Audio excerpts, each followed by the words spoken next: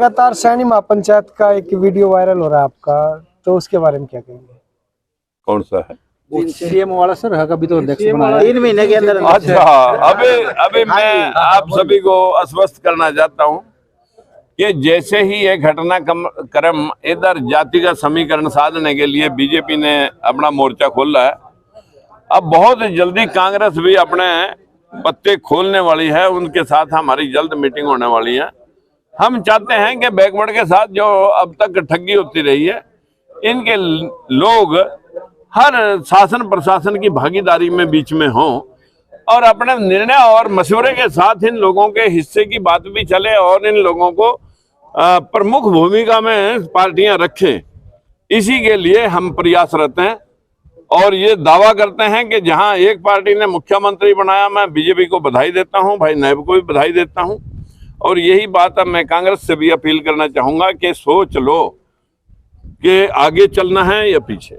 लगातार सोनीपत लोकसभा के भी आप दौरे कर रहे हैं, तो क्या यहाँ से चुनाव लड़ने का मन है? इन भाइयों ने समर्थन दिया है कि आपने जरूर लड़ना है।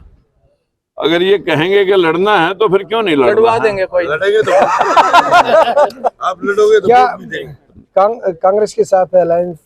हाँ, अगर अलायंस देखिए, कई दिन से बात चल रही है अलायंस में, और जैसे ही परिस्थिति कोई अलायंस की, बिना अलायंस की कोई भी बात बनेगी, मैं आपको जल्द सूचना दूंगा। वो फैसला कैसे रुचि बनी सर इंडिया गठबंधन कैसे? जैसे खड़गे साहब ने कहा एक दिन पार्लियामेंट के अंदर कि हम मूल निवासी हैं, भारत के निवासी हैं।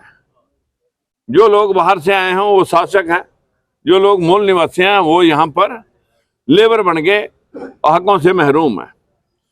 दूसरी खबर, राहुल गांधी ने कहा कि हम जाति का जनगणना कराएंगे, जिसको लेकर के मैंने नीतीश को तैयार किया था और उसी ने सब ये लोग करे कि, लेकिन लोग पलटू राम इतने मतलब गिरे हुए निकले कि लोग अपने स्वार्थ के लिए न जाने कहां कहां भटके जाते हैं। लेकिन राहुल ने कहा हम जाति की जनगणना कराएंगे, 50% की सीमा हटाएंगे, हर किसी को उसका हक देंगे। जो 100% की बात है वही बात हम लेकर के आपके बीच में रहते हैं कि हम चाहते हैं हर जाति का हिस्सा, चाहे ब्राह्मण, बनिया, ठाकुर कोई भी हो, सभी को आरक्षण का लाभ मिले, सभी को उसका हिस्सा मिले। गठबंधन से जुड़ने से पहले क्या कोई शर्त भी रखी गई है? हमारी शर्तें रहेंगी? मेरे से कई बार पूछा उन्होंने आपकी डिमांड क्या है, मैं कहा आज आपके पास देने के लिए क्या है जो मैं डिमांड करूं। पहला तो ये देखो कि देने के लिए कुछ काबिल आप हो जाएं, वो तभी होंगे जब हम बराबर में खड़े होंगे। अगर आपकी बात मान ली जाती है तो क्या विधानसभा में भी अलायंस रहेगा? देखिए, मैं कोई कंडीशन रख के अलायंस नहीं करता। जहां भी मैं कभी गया, पिछला एक अलायंस छोड़ करके मैं हर जिस भी पार्टी के साथ गया वही सत्ता में आई। अभी आपने अपने वक्तव्य में कहा कि 50% जो बैकवर्ड को आरक्षण दिलवाने का काम करेंगे। जो ओबीसी की जनसंख्या का आधार है हर जाति का, उसमें बड़ी जातियां तो आज भी ओबीसी में अपना हक ले जाती हैं। जो हमारा कोई कुम्हार भाई है, हमारा कोई तेली भाई है, हमारा कोई धोबी भाई है, उनके हकों का क्या करें? वो तो तभी मिलेगा जब जाति की जनगणना होगी। मुख्यमंत्री का पद लेकर अब लोकसभा में मैदान में उतार दिया मनोहर, कैसे देखते हैं? देखिए, वो जोड़ा उठाएगा, आज वहां कह दिया भाई कारूरा छोड़ जा, अपने बस पकड़ जा। उनका स्टेटमेंट भी है कि जो मेरी संपत्ति है वो मैंने प्रधानमंत्री राहत कोष में दे दी। 16 चेयरमैन बना रखे थे मनोहर लाल खट्टर ने। हमें तो नहीं पूछा किसी ने कि यहाँ कोई इस समाज का भी आदमी रहा। आज चलते चलते जब विदाई हो रही थी, क्योंकि किसान नाराज, मजदूर नाराज, शिक्षक नाराज, जो कच्चे पक्के लगे हुए थे वो कच्ची नौकरियां वाले नाराज। इधर यूपी में देखें तो पुलिस लाठियां बरसा रही है पुलिस भर्ती में।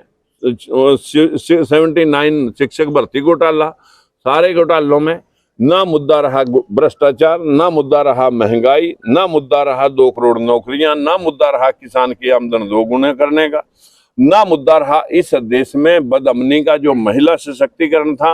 रात को आगरा की 2 बेटियों ने फांसी ली है, उनके साथ रेप हुए और बहुत दरिंदगी हुई है। इसी प्रकार मनीषा की तरह उसे भी रातों रात जला दिया गया, और जैसे ही दिल्ली में जला दिया गया था और हाथरस में जला दिया गया था। ये बातें कहने की हैं। लोग नौटंकी कर रहे हैं, कह रहे हैं कि हमने देश में से गरीबी हटा दी, बहुत विकास हो गया, जीडीपी 7.5% हो गया।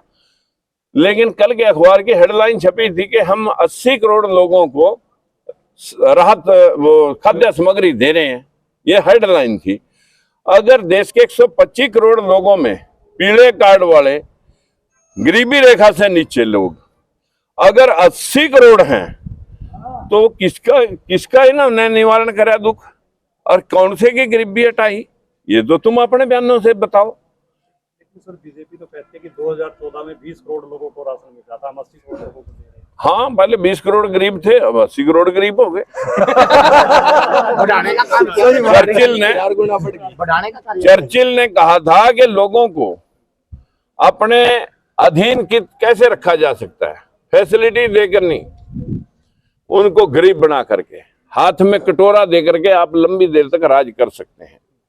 यही बात उसने डेमो करके, जब कैनेडी ने चर्चिल से पूछा कि भाई लंबी देर आपके राज में सूर्यास्त नहीं होता, लंबी देर तक राज कैसे होगा, उसने कहा लोगों को फकीर बना करके जो आपके आश्रय पर निर्भर हो जाएं, आपके पेट पालने जिंदा रहने के लिए आपसे रोटी मांगे, कुछ लोगों को अमीर बना दो, कुछ बाकी जनता को गरीब बना दो, उनसे पैसे लेकर के उनको जिंदा रखो, तब लंबी देर। उसका डेमो दिखाया, एक कबूतर मंगाया, कबूतर के एक एक करके उसके पंख उखाड़ दिए, फिर उसे कबूतर जब उड़ने काबिल नहीं रहा उसे धरती पे छोड़ दिया, 4 दाने उसके आगे डाल दिए, फिर 4 दाने आगे जाके डाल दिए, फिर 4 दाने आगे जाके डाल दिए। कबूतर भूल गया कि मेरे पंख फाड़े थे, वो उसके पीछे पीछे। ऐसे ही 80 करोड़ लोगों के हाथ में तो कटोरा आ गया, 20 का और देना अभी या बीजेपी जिंदा रही। कुमार सैनी सोनीपत लोकसभा से आते हैं तो मेन मुद्दा क्या रहेगा? मेन मुद्दा आज भी यही था, 20 साल पहले भी है, 100% आरक्षण, जातिगत जनगणना, हम दो हमारे दो, एक परिवार एक रोजगार, किसान को मनरेगा स्कीम से जोड़ना, क्रीमी लेयर हटाना, और इस भ्रष्टाचारी लोगों को जो लोग कह रहे हैं कि जेल में देना, मैं कांग्रेसियों को कह रहा था, मैं कहा भाई इन्होंने वो जेल में दे दिए जो बोलना थे खिलाफ। मैं कहा हुड्डा जी और अखिलेश जी और केजरीवाल और मायावती, मैं कहा अगला नंबर इनका ले आओ भाई, एक बार इनको दोबारा। और कोई विशेष बात? विशेष बात मैं सभी सुविधा निवासियों का, अपने सभी भाइयों का जो यहाँ पर इस वक्त मौजूद हैं, इनका धन्यवाद करता हूँ। आप सभी चैनल